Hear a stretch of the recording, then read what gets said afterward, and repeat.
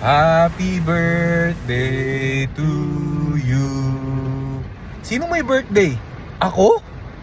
Happy birthday, Richard!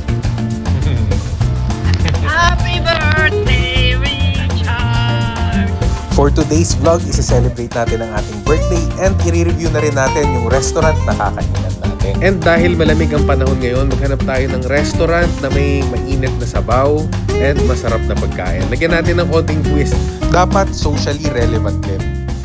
As a former news video editor, gusto natin yung mga lugar na controversial. Kaya sa Jollibee tayo magse-celebrate. Choose to come here to visit Jollibee. There's nothing to celebrate here!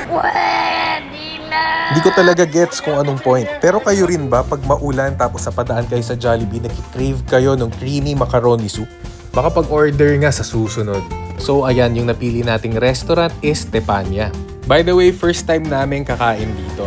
Ito nga pala yung package na kinuha namin, yung dinner sa may deluxe pero in-upgrade nila sa premium. So ayun ang swerte namin.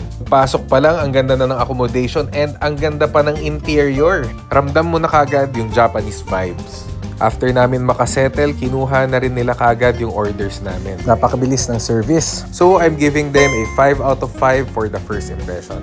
To give additional information sa restaurant, kaya sikat ang Tepanya dahil isa sila sa mga nagki-cater ng all-you-can-eat premium Japanese cuisine and live chef entertainment. Important reminder na 2 hours lang ang window for unlimited orders. And syempre, like other all-you-can-eat dining, mag-order lang nung kayang ubusin kasi i-charge sa inyo yung matitira.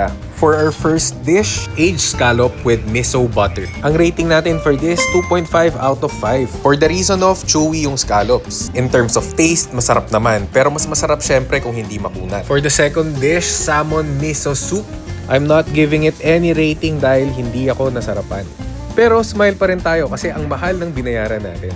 For the third dish, tempura. And I'm giving it a 5 out of 5. Wala nang kailangan explain kasi masarap naman talaga. For our fourth dish, salmon sashimi. I'm not giving it any rating dahil hindi na siya ganun ka-fresh nung kinain ko and mukha pa siyang kinulayan. Ito pa naman yung favorite ko and ito yung gusto kong i-only order. For the fifth dish, 2 kinds of steak, wagyu and isang tenderloin. I'm giving it a 5 out of 5. Tamang-tama yung luto and masarap talaga yung steak.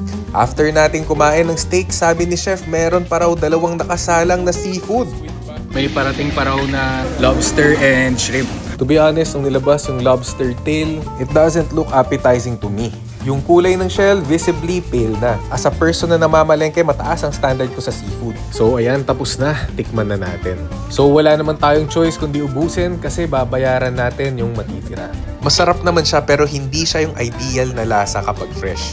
I'm giving it a 1.5 out of 5. And for our last dish, yung hipon. Ang masasabi ko lang, hipon saved the day. I'm giving it 5 out of 5. And bago matapos ang lahat, syempre magde-dessert tayo. Grabe talaga si chef. Hanggang sa dulo, flambe pa din. And lastly, for the dessert, I'm giving it a 5 out of 5. Is the hype and the experience worth the try? Ang masasabi ko, oo. Is the food quality value for money? As of July 10, 2026? For me, hindi. I just want to make it clear, hindi ibig sabihin na hindi ako nasarapan sa ilang dishes, hindi na siya masarap. Baka after na itong video na to, nagawa na nila ng paraan yung mga issue. Especially sa seafood dishes nila. Dun sa mga kaibigan natin nagbabalak kumain dito, yung pinaka marirecommend ko is yung steak nila. Bago umalis, nagpa-picture muna kami para kumpleto na yung birthday celebration experience. So that concludes our birthday celebration vlog. Yan, sa mga kaibigan natin umabot hanggang dito and sa mga new viewers, maraming salamat and see you on the next one.